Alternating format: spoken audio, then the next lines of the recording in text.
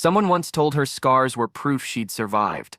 No one expected an admiral to recognize the kind only a ghost unit carried. The routine medical check should have taken 10 minutes. Instead, it stopped the entire hallway of the Naval Clinic. Navy Petty Officer Elena Ward stood rigid under the fluorescent daylight, her file half open on the doctor's desk, when the man in the white and gold uniform entered. His steps were slow, deliberate, the kind that made conversations fall silent before he even spoke.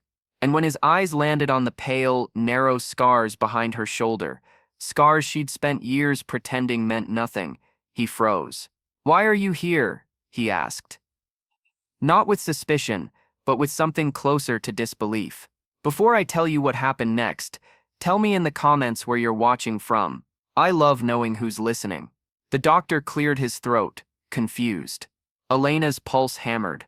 Those scars weren't supposed to exist in any official record, and certainly not on a low-ranking fleet mechanic who preferred to be invisible. She swallowed hard, tasting fear and memories she had buried under layers of discipline. She had hoped she'd never see him again. She was wrong. A soft breeze drifted through the open clinic window, carrying the smell of sun-warmed asphalt and distant ocean salt, but inside the air felt heavy. Two nurses pretended not to stare. A corpsman stepped out of a doorway to watch. It wasn't every day an admiral entered a routine checkup and fell into stunned silence. Elena felt the weight of dozens of unspoken questions pressing on her skin like another scar.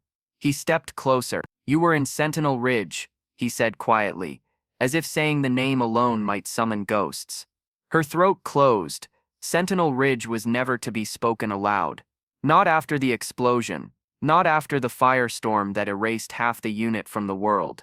Not after the official reports called it an equipment malfunction, while every survivor knew better. Elena felt her fingers tremble.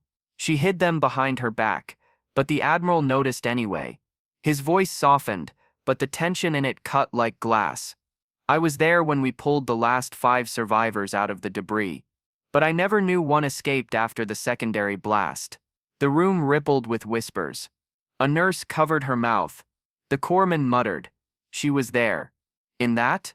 Elena wanted to walk out, to disappear under the bright midday sun outside. But her legs wouldn't move. She could still hear the explosion cracking the sky, still feel the burning metal collapsing around her. She remembered the hands that dragged her out. Strong hands, before she lost consciousness. But she never saw the man's face. The Admiral let out a slow exhale. "It was you," he said. "I carried you out." Her breath broke. Memories surged. The metallic taste of smoke. The pressure around her ribs. Someone whispering. "Stay with me." She'd convinced herself she'd imagined that voice, that comfort in the chaos. But it had been him. A stranger who saved her life, and vanished before she woke. "What happened after?" he asked, though he already knew she wouldn't want to answer. He re-enlisted quietly. She whispered. "I didn't want special treatment. I didn't want anyone to look at me like a tragedy." The Admiral turned toward the staff watching from every corner. His voice rose, steady and commanding. This sailor stood in the center of the fire that day. Everyone else saw the flames. She walked through them. The hallway shifted. People straightened. Even the sunlight pouring through the window seemed to sharpen.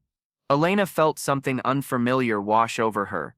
Not fear, not shame. Recognition. The Admiral placed a hand on her shoulder. "Careful of the scars. You survived what destroyed a dozen seasoned operators. And you came back to serve again. That isn't tragedy. That's courage." Outside, a few military families walking past the clinic paused, sensing tension in the air. A child pointed at the Admiral's uniform. A mother whispered, "Something important is happening." Inside, Elena lifted her chin. For the first time she didn't hide. Because courage doesn't disappear. It waits for the moment it's finally seen. And under the bright, unblinking sun, the past no longer chased her. It bowed to her strength instead. If this story moved you, drop a comment, share your thoughts, and don't forget to subscribe for more stories told with heart, hope, and humanity.